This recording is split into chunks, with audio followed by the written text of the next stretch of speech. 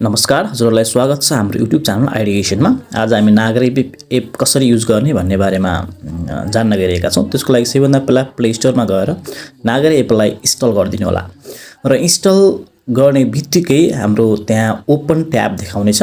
यो open ट्याबमा click गर्नु होला र ओपन ट्याबमा क्लिक गरिसकेपछि हामीलाई एउटा नयाँ ट्याब खुल्नेछ जसमा मोबाइल नम्बर इन्टर गर्नुपर्ने हुन्छ। हामीले यसमा आफ्नो मोबाइल नम्बर इन्टर गरिदिनु होला र नम्बर इन्टर गरिसकेपछि त्यही मोबाइल नम्बरमा तपाईको एउटा ओटिपी कोड आउनेछ र त्यसलाई राखिदिनु होला। त्यसपछि तपाईको यहाँ भेरिफिकेसन माग्नेछ। तपाईले यहाँ भोटर कार्ड, पासपोर्ट, सिटिजनशिप पनि तपाई लगइन गर्न सक्नुहुनेछ। त्यसको लागि मैले यहाँ सिटिजनशिपबाट लगिरहेको छु। सबभन्दा पहिला यसमा हामीले नागरिकता नम्बर युज गर्नुपर्ने हुन्छ, यानी कि सिटिजनशिप नम्बर। त्यसपछि इस्यु प्लेस, कहाँदेखि नागरिकता तपाईले इस्यु गर्नुभएको, यानी कि जारी गरिएको जिल्ला। जारी गरिएको जिल्ला हानिसकेपछि यसमा तपाईलाई सोध्नेछ जारी गरिएको डेट कति हो र जारी गरिएको डेट पनि हामीले यसमा हाल्नुपर्ने हुन्छ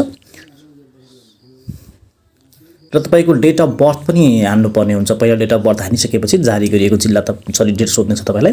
त्यसपछि प्रोसिड गरिदिनु होला।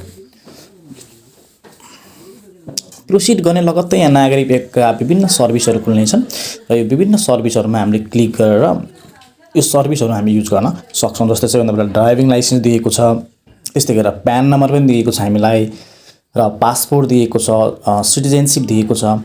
सधैँ डकुमेन्ट नबोक्न चाहनेहरूको लागि यो एप चाहिँ एकदमै सुविधाजनक रहेको छ।